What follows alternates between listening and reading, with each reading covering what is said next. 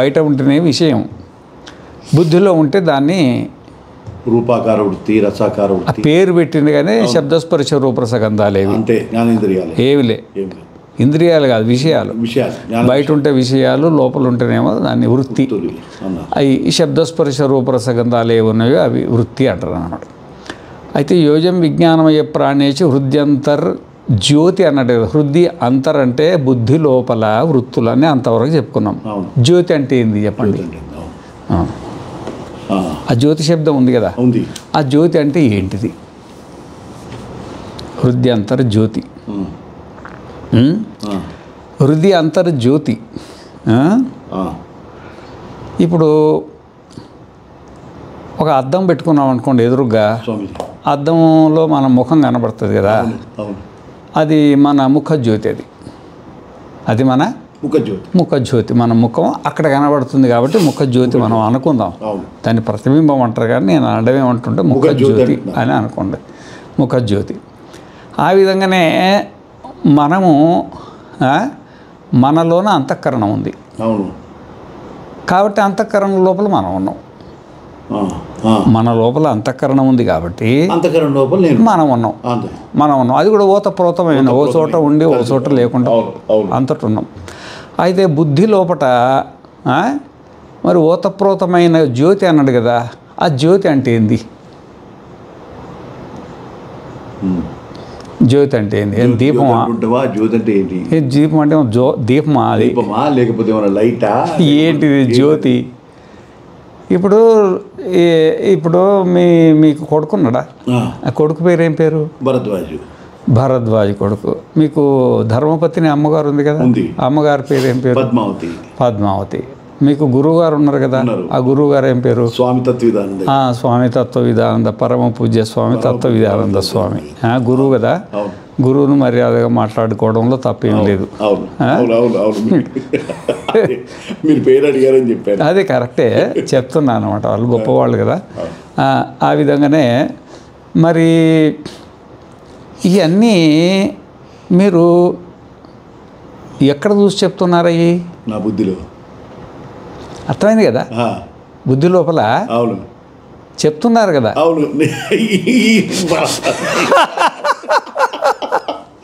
బుద్ధి లోపలే చూసి చెప్తున్నా, బయట ఉన్నది ఏం లేదు. బుద్ధి లోపలే ఉండి చెప్తున్నా. స్వామీజీ అన్నాను అంటే స్వామీజీ అన్నది బయట నా బుద్ధిలోంచి వచ్చింది అది. అవును స్వామీజీ, అవును స్వామి. బుద్ధి లోపల ఉన్న చెప్తున్నారు కదా. అవును. ఆ చెప్పి అంటే ముందు ఈవిడ నా భార్య, ఈవిడ నా కొడుకు, వీరు నా గురువు గారు అని ముందు లోపల చూసి వాళ్ళని గుర్తింపు చేసుకొని స్మృతిగా వాళ్ళని మనం బయట చెప్తున్నారు. ఇది నా భార్య అని గుర్తించడానికి జ్ఞానం అంటారు. అవును స్వామి. ఇది నా భార్య, నా ధర్మపత్ని, నా కొడుకు, నా పూజ్యులైన గురుదేవులు అని మనం గుర్తించిన తర్వాత చెప్తాం కదా. ఆ గుర్తించడాన్నే జ్యోతి అంటారు.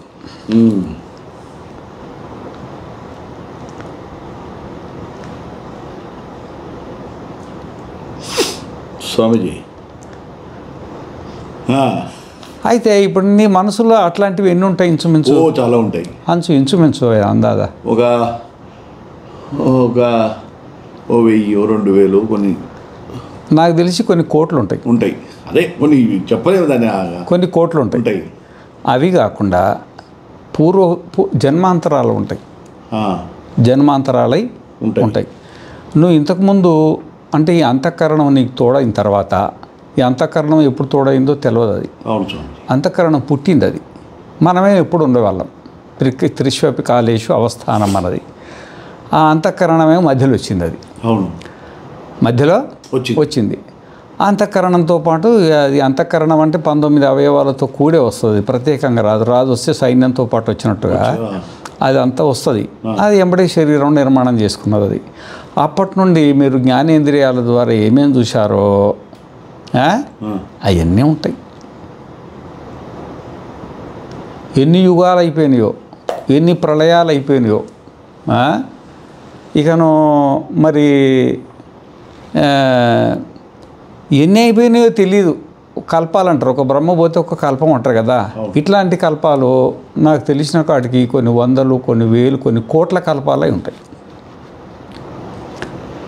ఈ కోట్ల కల్పాల నుండి కంటితో నువ్వు ఏమేమి చూసినావో, చెవితోటి మీరు ఏమేమి విన్నారో, ముక్కుతోటి ఏమేమి వాసనలు చూసినారో, ఏ జన్మలు ఎత్తి మరి పంది అయ్యి, శూకరమయ్యి, దేవత అయ్యి, పశి పక్షి క్రిమి కీటకాదు ఎన్ని జన్మలు ఎత్తినవో, ప్రతి జన్మలో నువ్వు ప్రతి విషయం ఏమేమి చూసినావో ప్రతిదీ కూడా నీ లోపల వృత్తి అనేది ఉన్నది. ఇప్పటికి మెమరీలో వృత్తి మనసులో అంతఃకరణంలో ఉంది, మెమరీలో ఉంది. మెమొరీ అంటే జ్ఞాపకం. అవును, దాన్ని ఇప్పుడు మీ భార్య ఎవరంటే ధర్మపత్ని పేరు చెప్పినావు కదా, హార్డ్ డిస్క్లో ఉన్నట్టుగా ఉన్నాయి ఇవన్నీ. బుద్ధి లోపల ఉన్నాయి ఖచ్చితంగా ఉన్నాయి. అవి అసంఖ్యాకంగా ఉన్నాయి. దాని మిలియన్స్ అనడానికి లేదు,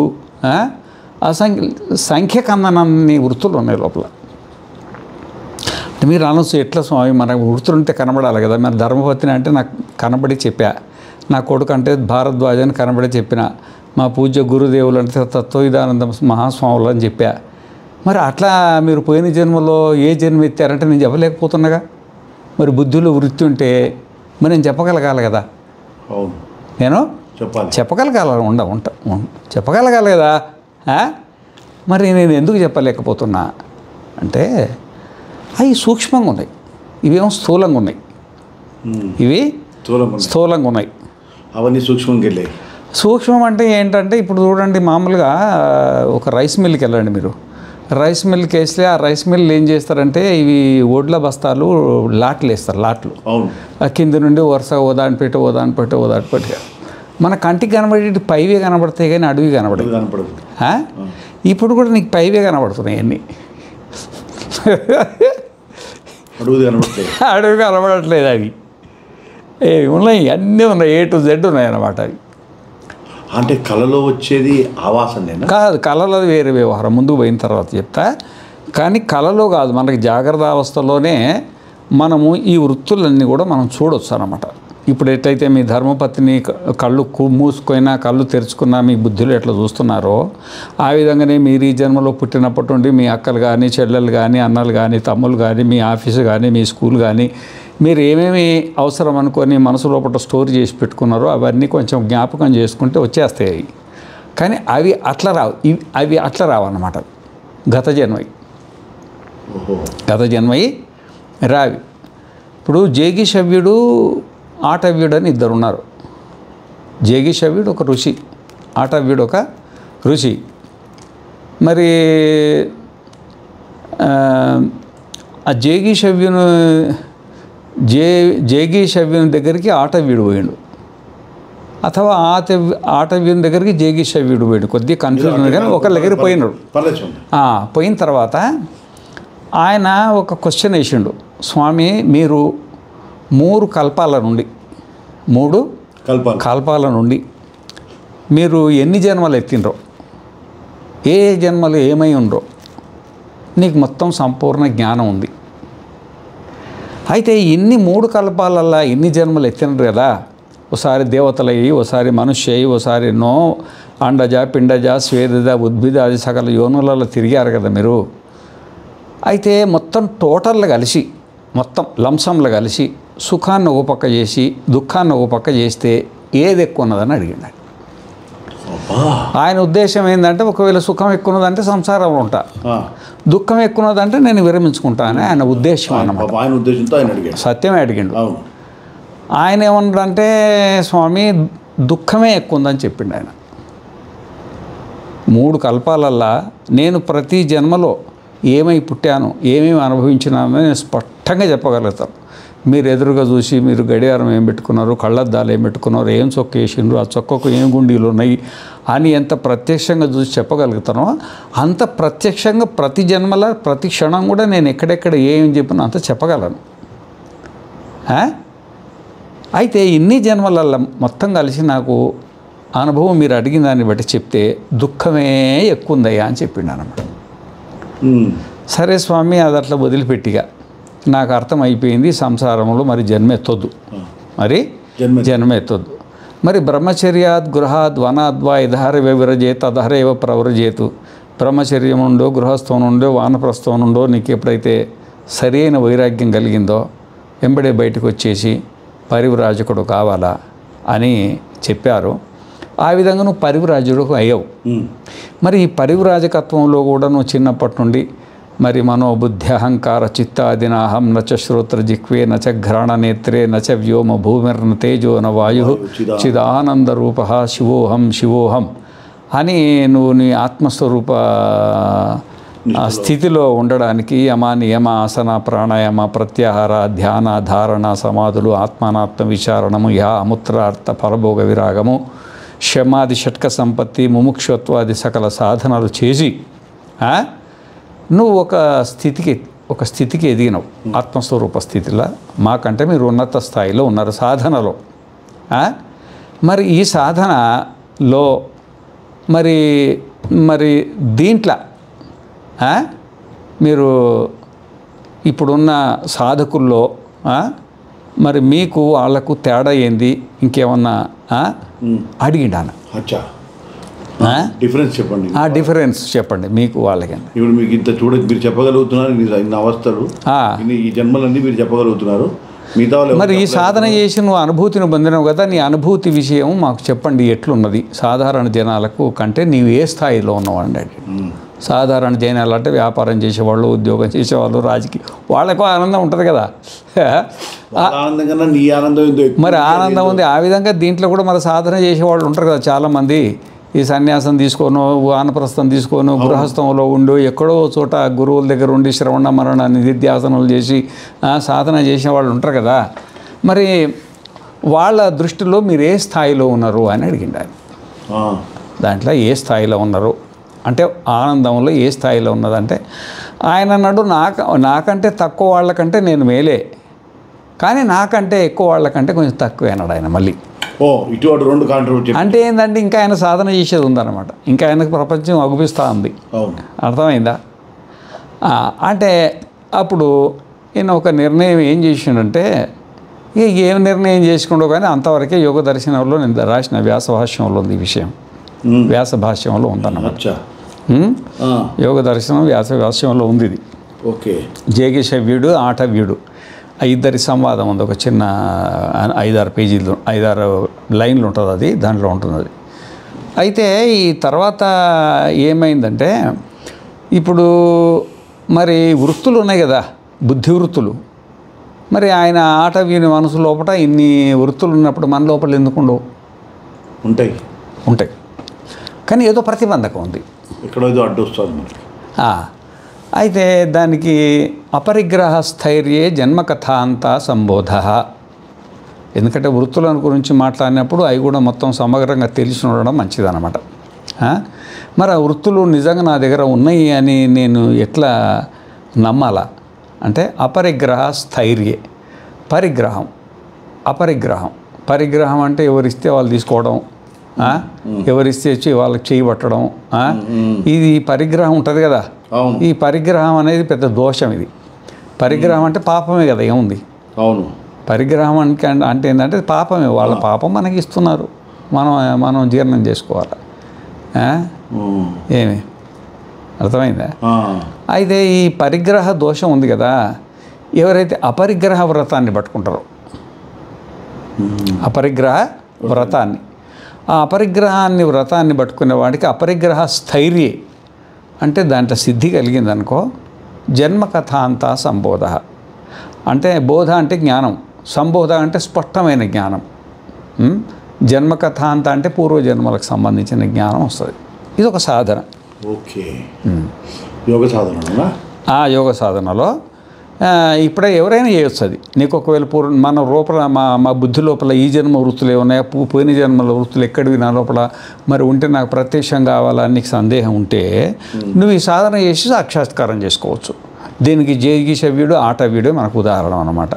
తాత్పర్యం ఏంటంటే మన బుద్ధి లోపల అనంత కోట్ల వృత్తులు ఉన్నాయి, అనంత కోట్ల వృత్తులు ఉన్నాయి అన్నమాట. వృత్తులు అంటే ఏంది? విషయ జ్ఞానం. వృత్తి అంటే ఏంది? విషయం లోపలికి ప్రవేశించిన తర్వాత ఇది అని గుర్తుపడుతుంది చూడు. ఇది అని గుర్తుపడతాం కదా. అవును, ఇది అని గుర్తుపడతాం కదా. గుర్తుపడతామా గుర్తుపట్టమా? ఆ గుర్తుపట్టడాన్నే జ్యోతి అంటారు. ఓకే, ఇది అని గుర్తుపట్టడాన్నే జ్యోతి అంటారు అన్నమాట. నాకు ఇప్పుడు మీరు అన్నమాటకి నాకు ఒక ఉదాహరణ కనపడింది స్వామి. నా మనవరాలు ఉంది, 14 నెలలు 15 నెలలు, జస్ట్ హార్డ్లీ 15 months. దేవుడి రూమ్లోకి వెళ్ళి ఓం నమ శివాయ ఓం నమ శివాయ వంగి వంగి దండాలు పెడుతుంది. నేను ఏంట్రా ఇది, ఎక్కడి నుంచి వచ్చింది, ఎక్కడి నుంచి వచ్చింది ఇది? నెక్స్ట్ అరటిపండు, పొద్దున్నే అరటిపండు తింటుంది. నేను ఆలోచించా, నాకు ఇప్పుడు మీరు చెప్పింది నాకు అక్కడ లింక్ అవుతుంది. నేను చెప్పింది ఇలా శాస్త్రం చెప్పిందే నేను చెప్పా. ఇది నేను చెప్పింది శాస్త్రం చెప్పింది యథార్థం అన్నమాట. అంటే వృత్తులు, హృదయ అంతర్జ్యోతి అన్నారు కదా. హృదయ అంతర్జ్యోతి అంటే వృత్తి జ్ఞానాన్ని జ్యోతి అంటారు. వృత్తి జ్ఞానాన్ని జ్యోతి. ఆ జ్యోతి అంటే మీకు తెలియాలి కదా ముందు. అసలు జ్యోతి అంటే ఏంటని మీకు స్పష్టంగా తెలియాలి. వృత్తిలో వస్తున్న ఆ జ్ఞానం పేరే జ్యోతి. వృత్తిలో కాదు, వృత్తి జ్ఞానమే. వృత్తి జ్ఞానమే. నీకు రేగుపళ్ళు అంటే తెలుసా? ఎట చెప్పినావు? రేగుపళ్ళు అవును తెలుసా మీకు? తెలుసు. మామిడి పళ్ళు తెలుసా? తెలుసు. ఉత్తేవో నా దీంట్లో వస్తుంది. అర్థమైందా? అర్థమైంది స్వామి. నేను ఇప్పుడు మీరు మామిడి పండు అనగానే నాకు వచ్చింది, నా స్మృతి పదంలో వచ్చేసి అది మామిడి పండు అంటే తెలుసు అంటారు. ఎందుకంటే చూసే అంటారు. మీరు చూడకుండా అనలేరు. మీరు చూడకుండా అనలేరు, చూసిన తర్వాతనే అంటారు. అది అంటే ఇప్పుడు వస్తువు చూసిన తర్వాత జ్ఞానం వచ్చిందా లేదా ముందే జ్ఞానం ఉందంటారు స్వామిజీ? వస్తువును చూసిన తర్వాత ప్రతిబింబం లోపలికి వెళ్తుంది కదా. ఒక వస్తువు మీరు చూశారనుకోండి, ఒక వస్తువు మీరు చూశారనుకోండి, అంతకుముందు మీరు ఎప్పుడు చూడలే, చూశారు. ఇంతకుముందు సెల్ ఫోన్ లేకుండే, సెల్ ఫోన్ కొత్తగా చూశారు, అది లోపలికి పోతుంది. మరి సెల్ ఫోన్లో కూడా ఎన్నో వేరియంట్స్ వస్తున్నాయి కదా, కొత్త వేరియంట్స్. అవన్నీ స్టోర్ చేసుకుంటుంది బుద్ధి. ఆ స్టోర్ చేసుకున్న దాన్ని వృత్తి అంటారు, దాన్ని జ్యోతి అనరు. అవును, అది వృత్తి. అట్లా పడి ఉన్నాయి వస్తువులు, బయట ఎట్లా పడి ఉన్నాయో లోపల పడి ఉన్నాయి. వృత్తి అంటే వస్తువు అది. అంటే ఇప్పుడు మీరు అన్నారు ఈ వృత్తులన్నీ కూడా పూర్వజన్మ వృత్తులు కూడా వస్తాయని అన్నారు కదా. ఇప్పుడు పూర్వజన్మలో మనం మామిడి పండు చూసింది, మనం అదంతా కూడా మన దీంట్లో ఉంటుంది కదా, స్మృతి పదం A to Z ఉంటుందిగా. మరి నెక్స్ట్ మళ్ళీ మన జన్మలోకి వచ్చినప్పుడు ఇవన్నీ అక్కడ వస్తాయి. అది మళ్ళీ మనం నేర్పాల్సి వస్తుంది. ఎందుకు? ఆ చిన్న పాపకి, చిన్న బాబు కానీ పాప కానీ మనం నేర్పాల్సి వస్తుంది కదా. ఆ సిస్టమ్ అట్టుంది, సిస్టము అట్లా ఉందన్నమాట. అంటే మనల్ని మైమరిపిస్తోంది. లేకపోతే సృష్టి నడవదు. లేకపోతే సృష్టి అది నడవదు అన్నమాట. అర్థమైందా? ఇప్పుడు రాజీవ్ గాంధీని ఎవరో చంపారు.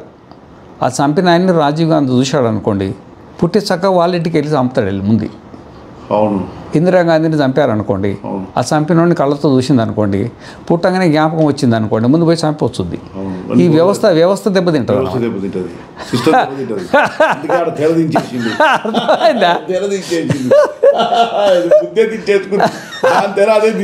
అర్థమైందా? మళ్ళీ కొత్త స్క్రీన్ ప్లే స్టార్ట్ చేస్తుంది. పోయిన జన్మలో నీ కూతురు ఉందనుకోండి, ఈ జన్మలో నువ్వు భార్య అయింది అనుకోండి, నీకు తెలిసింది అనుకోండి, నువ్వు సంసారం చేస్తావా? ఏం చేస్తాం? దండం పెట్టి పోమని మొత్తం కూడా అయిపోద్ది. అంతా సృష్టి అంతా అస్తవ్యస్తం అయిపోద్ది అన్నమాట. అందుకనే ఇది సాధన చేస్తే తప్ప కనబడదు. ఆ సిస్టమ్ ఉందన్నమాట. సాధన చేస్తే తప్ప ఆగుపించదు అన్నమాట. అందుకనే సాధన మనకు దాంతో అవసరం లేదు. కాబట్టి మామూలుగా రొటీన్గా సృష్టి నడవడానికి మనకు సాధన అవసరం లేదు. కాబట్టి మనం శాస్త్రార్థము బుద్ధి వృత్తి అంటున్నాం కదా. మరి నా పరిస్థితి నాకు ఒకటి పెద్ద సమస్య తయారైంది స్వామిజీ. ఇప్పుడు చాలా మటుకు ఇప్పుడు నాతో ఉన్న నా సహ విద్యార్థులందరూ కూడా వాళ్ళు స్వామీజీ చెప్పిన దాన్ని వాళ్ళు బట్టి కొట్టి శ్లోకాలు అవి టకటగా చెప్తూ ఉంటారు. నాకు స్వామీజీ చెప్పిన వెంటనే ఆ భావం స్ఫురణకు వస్తుంది తప్ప నాకు శ్లోకం గుర్తురాదు. ఎందుకు? సరే, అదొక సంస్కారము. అది సంస్కారం అదొక సంస్కారం. ఇదొక సంస్కారం. అంటే మెమరీలోకి వెళ్ళకుండా ఆ జ్ఞానాన్ని మాకు అది సరిపోతుందని మీరు అనుకొని దాని మీద కాన్సన్ట్రేషన్ చేస్తున్నారు. వాళ్ళేమో ఇది కావాలని కాన్సన్ట్రేషన్ చేసి దాని మీద సాధన చేస్తున్నారు. ఆ సాధనలో తేడా వచ్చింది అనుకోరాదండి. ఏం కంఠస్థం చేయాల్సిన అవసరం ఏంది, మనకు భావం తెలిసిపోతే చాలు కదా అని ఎక్కడో చోట డిసైడ్ అయిపోయాను మీరు. అది దాని మీదకే పోతుంటుంది అన్నమాట.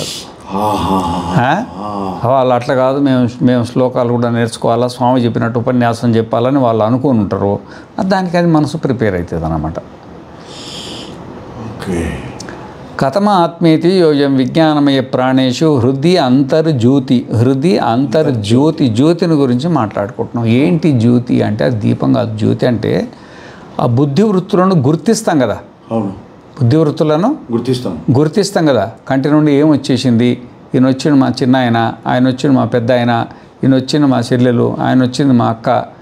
ఎదురుగా కారు ఎదురుగా మనం స్పీడ్గా పోతే యాక్సిడెంట్ అవుతుంది, ఇది రోడ్డు, ఇది విమానం, ఇది అని జీపులు, ఈ కార్లు, మనం ఇట్ట మాట్లాడాలి పెద్దవాళ్ళతో, అది ఇది అని ఏమేమో ఇవన్నీ మనకు లోపల జ్ఞానం ఉంటుంది కదా. జ్ఞానం, ఆ జ్ఞానాన్నే జ్యోతి అంటారు. ఆ జ్ఞానాన్నే జ్యోతి అంటారు అన్నమాట. లోపలున్న విషయాలను గుర్తిస్తాం కదా, ఆ గుర్తించడాన్ని జ్యోతి అంటారు. అంటే అవేర్నెస్ అంటే జాగ్రత్త, గుర్తించడం అంతే. గుర్తించడం, ఓకే, అర్థమైందా?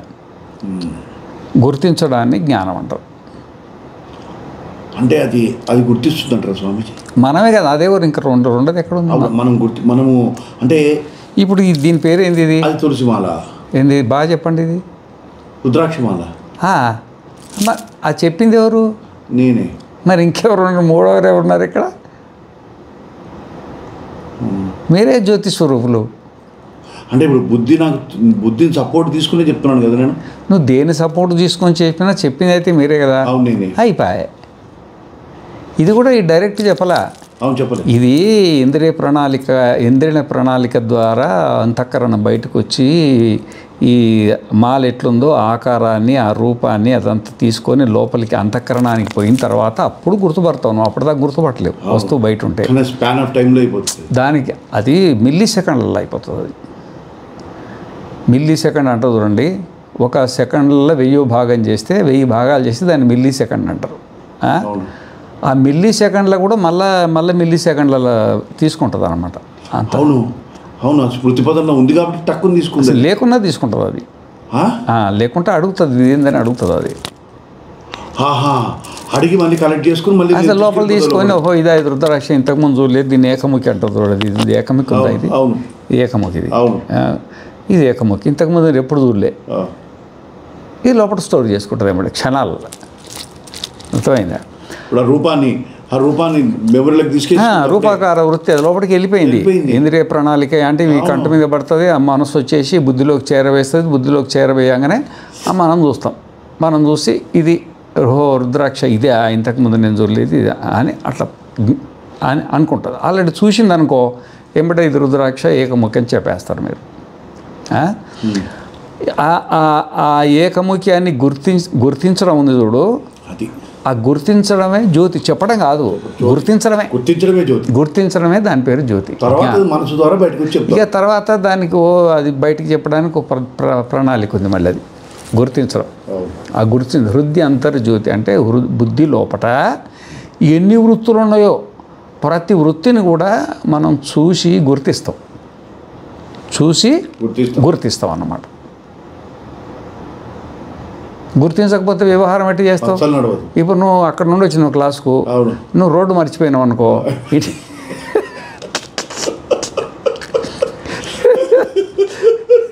నేను ఇది ఇట్లా కట్టుకొట్టి ఇట్లా వెళ్ళిపోద్దాం అనుకున్నా అడ్డంగా. బండి అయితే వచ్చేవాడిని, కారు కాబట్టి రాలేకపోయినా. అంటే గుర్తించాను కాబట్టి ఇంక ముందు ఇది మొత్తం జామ్ అయిపోద్దనే సైడ్కి తోయి బండి నడుచుకుంటే నడవ అని చెప్పి వచ్చేసా.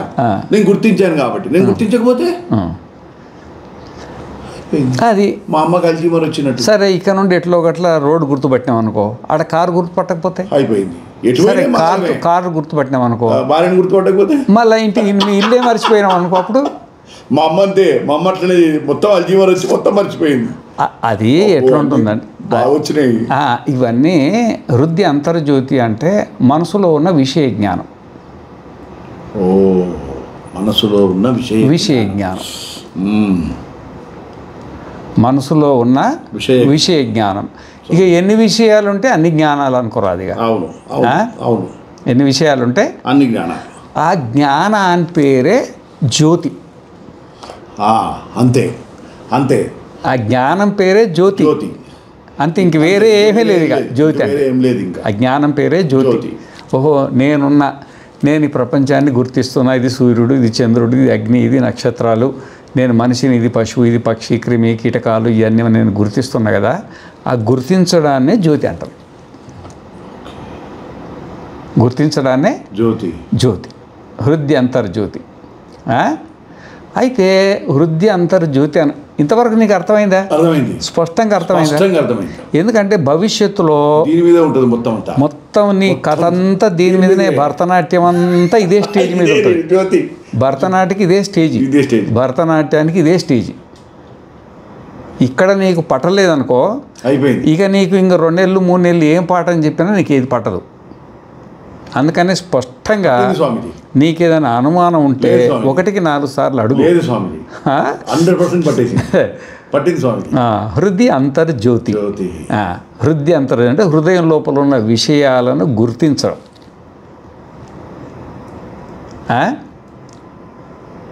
హృదయం లోపల ఉన్న ప్రతి విషయాన్ని గుర్తించడం అంతే. చెప్పడం ఇక్కడ కాదు, మళ్ళీ చెప్పడం వచ్చిందంటే అదంతా వేరే కథ. ఓన్లీ గుర్తించింది, నేనున్నా కదా, విషయం ఉన్నదని. నువ్వు ఉన్నట్టు నీకు తెలియదు కదా. అవును, ఇవి ఉన్నది నేను ఇప్పుడు ఏది ఉందో అదే. ఇప్పుడు జాగ్రత్తలు ఏముందో అది చూసుకుంటున్నాను. ఇప్పుడు నేను ఎదురు నన్ను చూసుకుంటున్నావు. ఆ బుద్ధి లోపల ఏమున్నదో దాన్ని చూడడం ఉంటుంది కదా, చూచి గుర్తించడం ఉంటుంది కదా. చూడడం కాదు, చూచి గుర్తించడం ఉంటుంది కదా. ఆ గుర్తించడాన్నే జ్యోతి అంటారు. ఈ జ్యోతి పశువులకు, పక్షులకు, క్రిములకు, కీటజాలకు, అండజ, పిండజ, స్వేదజ, ఉద్భిజ, దేవయోనులు, నరకయోనులు, సృష్టిలో ప్రాణి మాత్రానికి ఉందన్నమాట. ప్రాణి మాత్రానికి ఉంది. దానికి ఇది జ్యోతి అని తెలియదు, మనకు తెలుసు. మనకు తెలియకపోతే మనం కూడా పశువులమే. నేను జ్యోతిని, హృదయ అంతర్జ్యోతి అంటే మనమే జ్యోతి. ఆడ మనకు జ్యోతి లేదు, మనమే జ్యోతి. మనమే జ్ఞానం. అంతే, మనమే జ్ఞానం. ఏం జ్ఞానం అంటే ఆడ ఏది ఉంటే అది చూస్తాం కదా, అదే జ్ఞానం. గుర్తిస్తున్నాం కదా, అదే మన స్వరూపం. జ్ఞానమే మన స్వరూపం. ఇంకా మనకు కాళ్ళు లేవు, చేతులు లేవు, కలర్ లేదు, ఏది లేదు. ఇక అవును, మనకేం లేదు, ఏది లేదు. ఆడ వస్తువు లేదు. ఇది తెలుపు గుర్తిస్తున్నా, ఎరుపు గుర్తిస్తున్నా. ఏది ఉంటే అది. ఇది చింతపండు, ఇది మిరపకాయ, ఇది ధనియాలు, ఇది జీలకర్ర, ఇది ఆవాలు, ఇది మనోడు, ఇది పక్కోడు, ఇది కుక్క, ఇది బల్లి గుర్తిస్తున్నా. నీకు ఏదేది వృత్తి రూపంలో దర్శనం అవుతుందో, వృత్తి రూపేణ ఏదే దర్శనం అవుతుందో, శబ్దస్పర్శ రూపసగంధాలు గుర్తించడమే. ఇక ఎరుక గిరక అంటే మళ్ళీ అది దీనికి పోతుంది, అచల సాంప్రదాయానికి పోతుంది. ఆ శబ్దం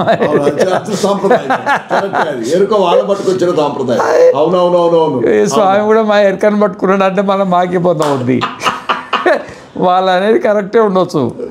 మనం జ్ఞానం గుర్తిస్తున్నాం కదా, ఆ గుర్తించడమే మన స్వరూపం.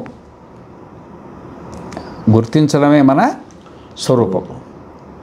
కాకపోతే గుర్తించడం మన స్వరూపం. ఇంకా మనకి ఇంకే స్వరూపం లేదు, గుర్తించడమే మన స్వరూపం.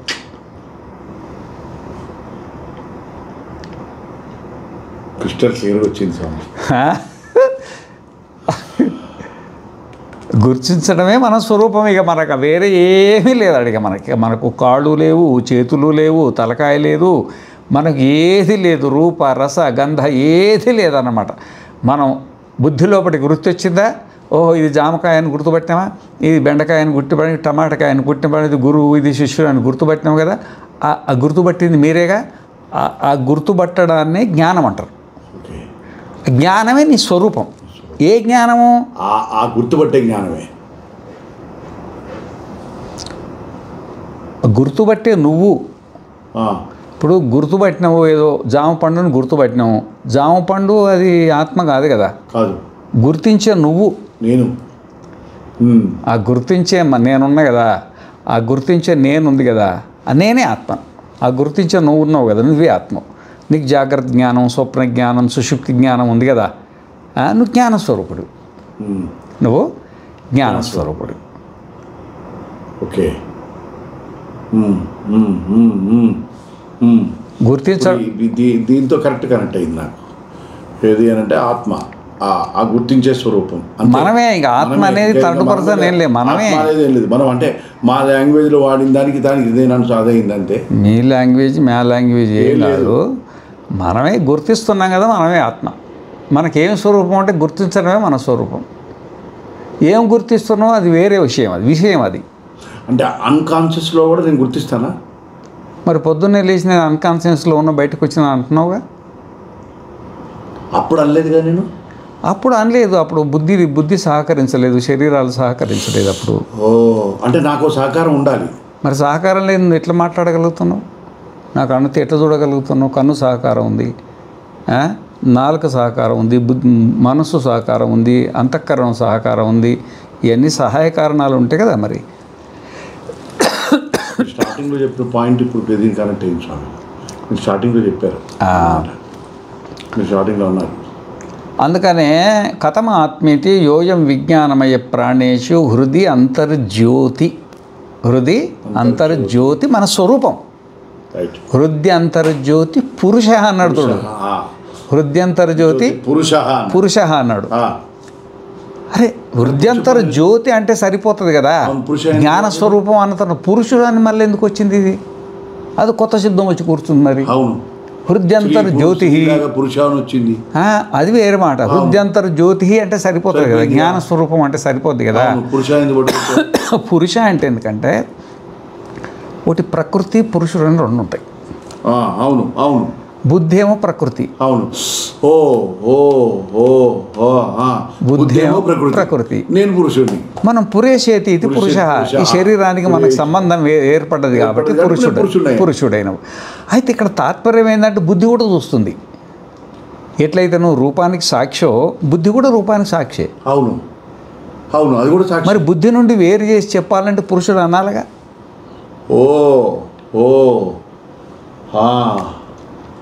అవును అవును. బుద్ధి ముందు గుర్తిస్తుంది కదా. బుద్ధి ఏ క్షణంలో వృత్తి లోపలికి రాగానే గుర్తిస్తుందో అదే క్షణంలో మనం గుర్తిస్తాం ఇదని. అది జామ పండు అని బుద్ధి గుర్తించడం అదే క్షణంలో మనం గుర్తిస్తాం. అంటే గుర్తించేటివి రెండు ఉన్నాయి.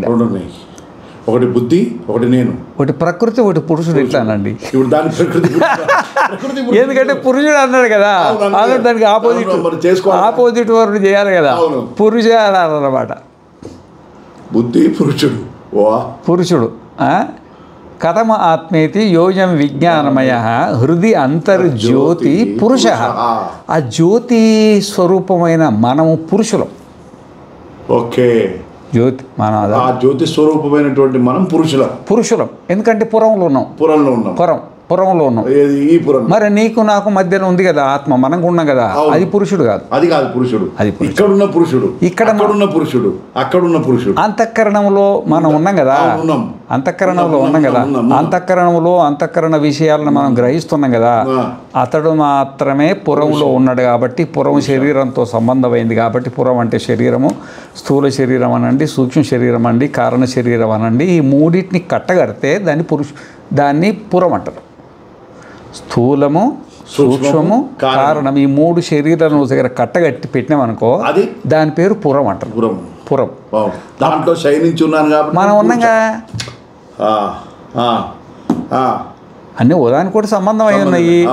మనం ఇప్పుడు పట్టణానికి ఒక పురానికి రాజు ఉన్నాడు అనుకో, ఆయన రాజు అంటాడు, పురం అంతా కూర్చుంటాడు. ఏంటి ఆయనే రాజమహల్లో ఒక ఎన్నో సీట్లో కూర్చున్న రాజు అంటారు కదా. ఆ విధంగానే శరీరం నిండా మనం లేకున్నా ఉన్నాము, కానీ శరీరం నిండా ఉన్నా ప్రత్యేకించి ఎక్కడ ఉన్నామంటే హృదయంలో ఉన్నాం. హృదయ అంతర్జ్యోతి స్వరూపంలో ఉన్నాం, జ్ఞాన స్వరూపంలో ఉన్నాం. హృదయంలో ఉంటేనే మనకు జ్ఞానం కలుగుతుంది. నీ హృదయం నుండి పక్క నీకు నాకు మధ్యలో ఉన్న ఆత్మ ఉందనుకో, మనం ఉన్నాం కదా, దీనికి ఏం జ్ఞానం కలగదు. దీనికి ఎండాకాలం తెలియదు, వానకాలం తెలియదు, చలికాలం తెలియదు, మొగని తెలియదు, ఆడని తెలియదు, దానికి భూలోకంలో ఉన్నని తెలియదు, నరకలో దానికి ఏమీ తెలియదు. మళ్ళా జ్ఞానస్వరూపమే. బుద్ధి తోడైనప్పుడే మనకి వ్యవహారం అంతా. హృదయ అంతర్జ్యోతి పురుష అని ఎందుకు అనాల్సి వచ్చిందంటే, ఆడ ప్రకృతి కూడా ఈ జ్ఞానం ఎట్లయితే జ్ఞానస్వరూపం మనమో ఆ విధంగానే అది కూడా జ్ఞానం బుద్ధి లోపల కూడా జ్ఞానం ఉంది.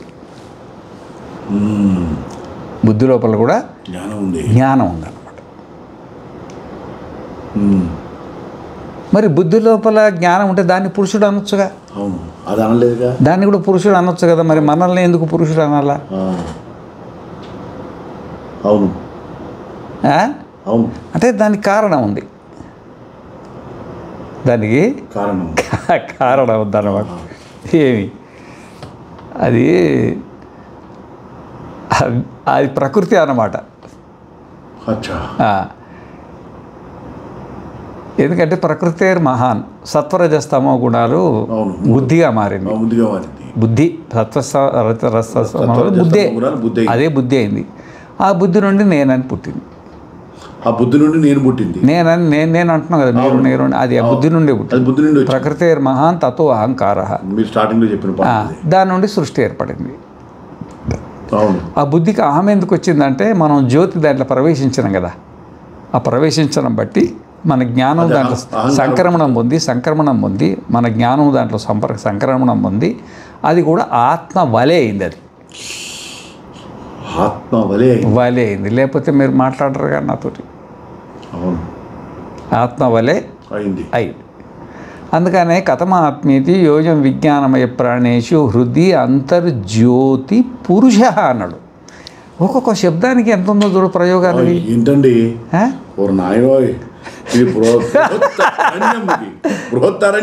అర్థమైందా? అది అది ఆ బుద్ధి అట్లా మనం అర్థం చేసుకుంటేనే ఇది అర్థమవుతుంది. మనం జ్ఞానస్వరూపం అనేది మనకు బుద్ధికి ఏమి తేడా అనేది తెలుసుకొని మనస్వరూపంలో మనం ఉంటాం. ఆ తేడా తెలవనంత కాలము నువ్వు 10 కల్పాల కాలం నువ్వు విద్య నేర్చుకో, ప్రయోజనం లేదు, దానికి ఉపయోగం లేదు, ప్రయోజనం లేదు. అందుకనే మనం స్పష్టంగా ఈ మంత్రాన్ని నేను కనీసం ఒక 2000-3000 సార్లు మననం చేసి ఉంటా. 2000-3000 సార్లు ఇంకా పైననే మననం చేసిన ఈ ఒక్క మంత్రాన్ని. ఎందుకంటే ఈ ఒక్క మంత్రమే అసలు ఆత్మజ్ఞానానికి కీలకమైన మంత్రం. ఇది ఈ మంత్రం నీకు అర్థం కాకపోతే ఏమీ అర్థం కాదు. ఏమీ అర్థం కాదు.